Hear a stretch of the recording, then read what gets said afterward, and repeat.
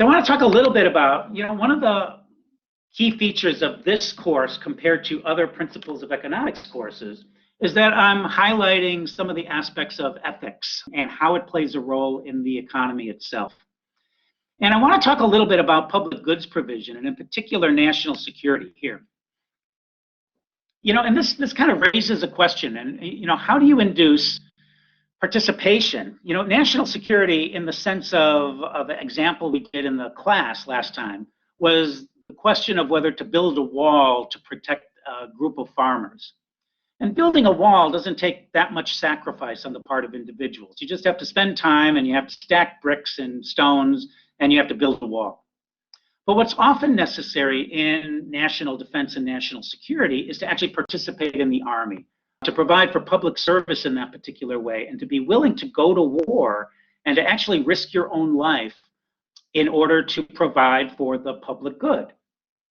Now, I often, and I think about this in the following context. Put yourself way back 1,000 years and imagine, some of the movies that you'll see about these hordes of people, armies on both sides, with primitive weapons, swords and shields and things like that, on horseback or not, maybe with bows and arrows, just kind of two groups of people coming towards each other and just fighting it out to the end.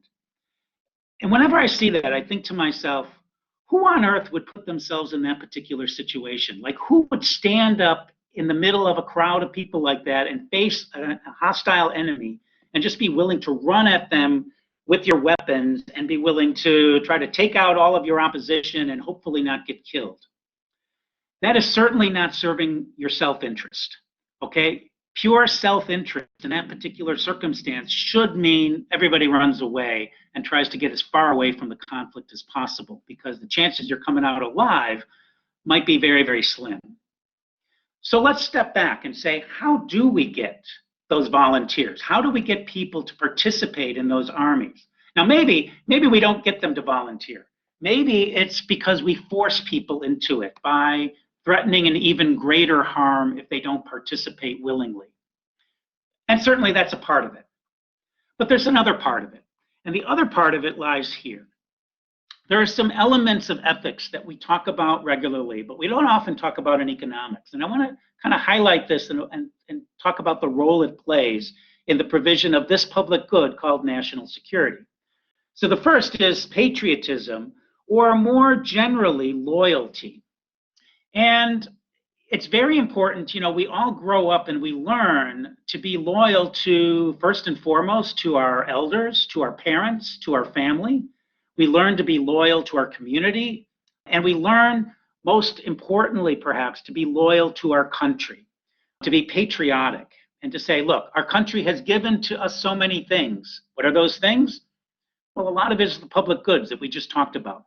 It's the provision of national security. It's the provision of a legal system, a constitution, a set of laws that we follow and that we're trying to protect, okay? And it makes sense that we want individuals to be patriotic and loyal to the country for those particular things. And it's also then, if we inspire this loyalty amongst individuals, the sense of duty to the country, then it's a whole lot easier to ask those individuals to participate in a conflict, potentially, to go to war and to actually risk their own lives for the sake of their country. Okay, so patriotism and loyalty actually can help fulfill this notion of a public good. We need to provide for national security. We need people to be willing to go to war and battle, to risk their lives. If we can build up in them a sense of patriotism, of loyalty to the country, then that's going to make this whole process work a whole lot more effectively. Second aspect, hierarchy. The acceptance of hierarchy. The acceptance of the fact that you've got a boss and you've got individuals who follow the orders of the superiors.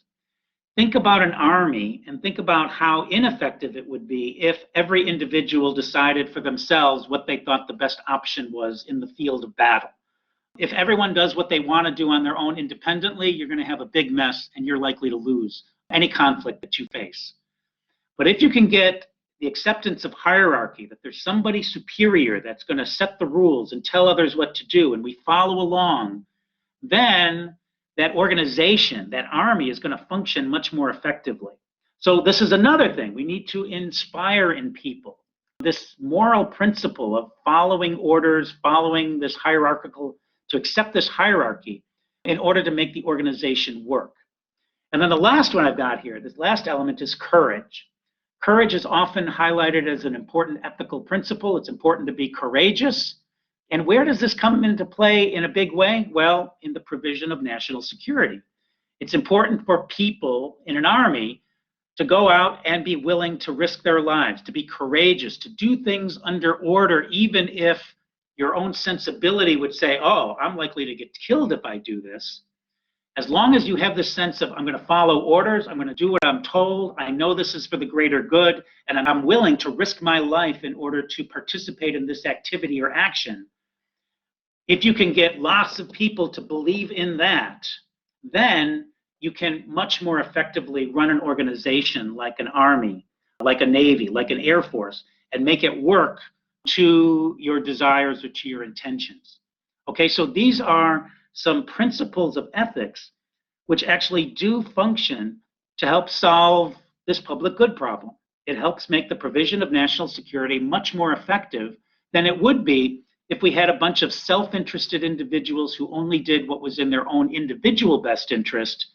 If that were true of everyone, we simply wouldn't be able to get the protection that we need in this country and in other countries. Okay, so there's another way in which ethics sort of enters into the economic calculus of providing for economic goods and services. But I want to highlight this last bullet point here, which is these traits also are promoted in families and in businesses too. Think about a business. A business is a hierarchical organization. It's got a leader, a CEO, or an owner at the top of it. You've got subjects like employees who are working for the individual firm. And those employees have to take orders from the hierarchy, from the leaders of the firm. And you have to do what's been told to you or asked of you. And in exchange for that, you get paid a benefit, you get a wage for that. But you have to sort of accept this hierarchical order. And while patriotism is not valid here, loyalty to your firm, to your business is important in order to make it work effectively. Courage, well, courage only if you're in a dangerous occupation where you're being asked to do something that does potentially cause injury or potentially even cause death. There are many professions like that. For example, the healthcare system today, with COVID raging, we've got lots of healthcare professionals who have to be courageous just to go to work every day because they're going to be subject to the virus that's spreading throughout the world. Okay, so these are important ethical principles that not only apply to this national security element, but also apply to kind of our day-to-day lives and the working of organizations and how they work. So these are really important traits, ethical principles that do help in this particular context to promote a better outcome for society overall. Okay, but with anything that's good, there's also some bad side to it. Patriotism, hierarchy, and courage are also the traits that are beneficial to what Mansur Olson called a stationary bandit or a tyrant or a leader of a country that's determined to conquer others. So I'll throw out a couple of names here, like Hitler, like Alexander the Great, like Genghis Khan. And one thing that I find interesting is that especially if you go back prior to the Industrial Revolution, the Renaissance, and you think about, well, what does our history have to tell us about those particular times? And a lot of the history is about people who conquered other people. Alexander the Great, we call him the Great. And think about what Alexander the Great did. He went around and he pillaged and plundered lots of different communities in order to conquer them and put them all under his own country umbrella, right? So he became great because he slaughtered lots of people in the process and was able to rule over a large group of communities and areas because of that. If you put the fear in a lot of people, they will become your subjects and they will follow your orders and they will do what you say. And that's what it meant to be great at one particular time, right? Now, how does Alexander the Great get all of these people to follow along with him and pillage and plunder communities around? Well, patriotism, Hierarchy and courage are all important traits. They're going to be just as useful for a tyrant as it would be in a democratic organization just trying to protect itself.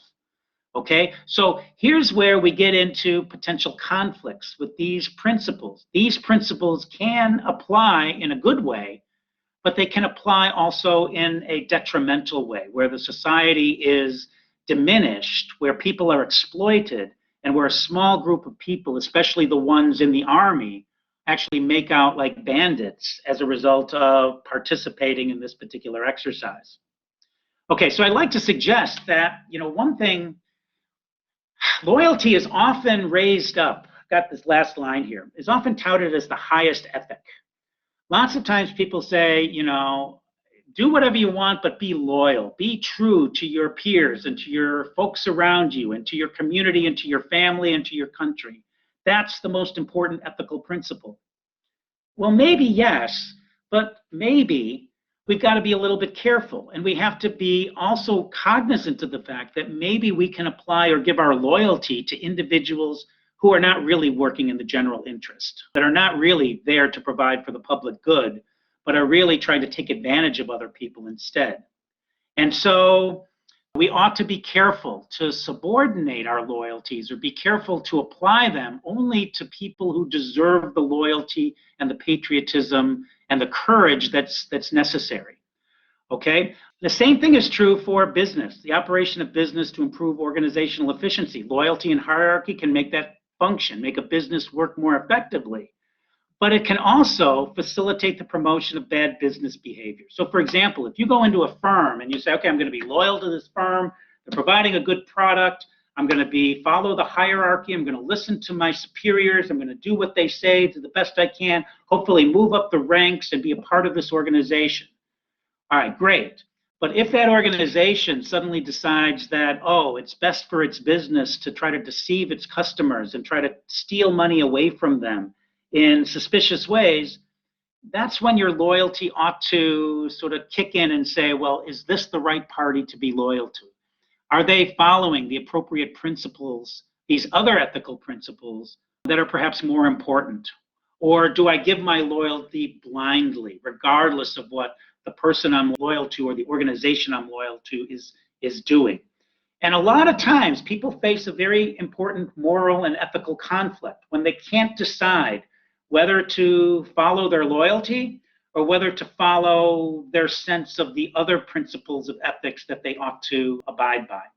And lots of times people choose loyalty over these other principles, and they're willing to be subjugated, if you will, and used as a tool by the others who are trying to do bad things, essentially.